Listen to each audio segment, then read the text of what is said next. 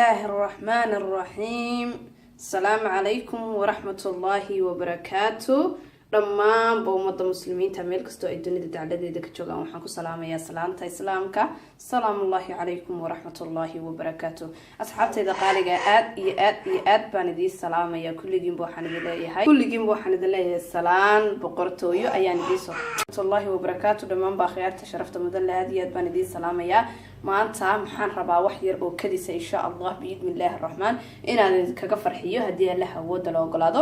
waxa meeshan ku jira waa maxay? waa qudaar, waa kosto, ma sha Allah tabarakallah. asxaabtayda qaaliga kulligiinba waxaan idin leeyahay waa mango, waxa weeye apple biyo ama natural ah, waxa ku jira muxuu ahaa muus isaguna muxuu ahaayay biyo ah ma sha Allah ama natural ah saad u taqaanaan.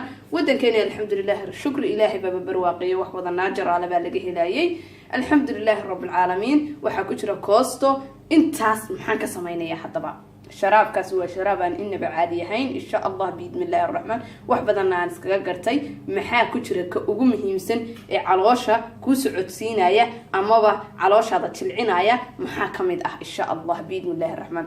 sheegani waa sheeg aad u muhiim ah hadii aad joogtaysana in badan hadii soo ducayn doonto insha Allah biidmillaahi arrahmaan. hadaba ka faa'iideysi wanaagsan. markaan isku jarjaray ee dhameeyay ayaan xasuustay inaan video duubayo marka ma sha Allah tabarakallah. hada waaniga korka idin ka wada sheegay waa mango, waa kosto, waa liin beydriinta yaryar afwan ayaan idinka ilaabay. intaas maxaad ka helaysaa hadaba? intaas maxaad ka helaysaa ay jirkaaga u tarayaan waliba siiba tufaaxa iyo koostada.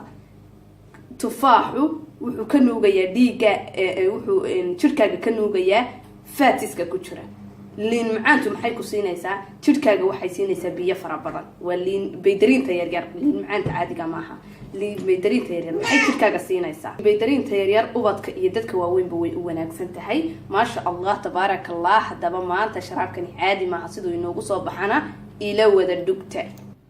ما شاء الله ما شاء الله ما شاء الله ما شاء الله تبارك الله. حييكم وأوجدنا أصحابتي دقائق إن بعادي ما هاد بدنا سيد الله استعماله يا أيها ربعنا ندي كفايدة صبحي واد استعمالي كرتا قدادة كهرنا واد استعمالي كرتا قدادة مركز انتو ورا مركا أي كاجا حرسنتي ayaad isticmaalaysaa sharaabkan si aanu qadadana kaaga hor istaagin.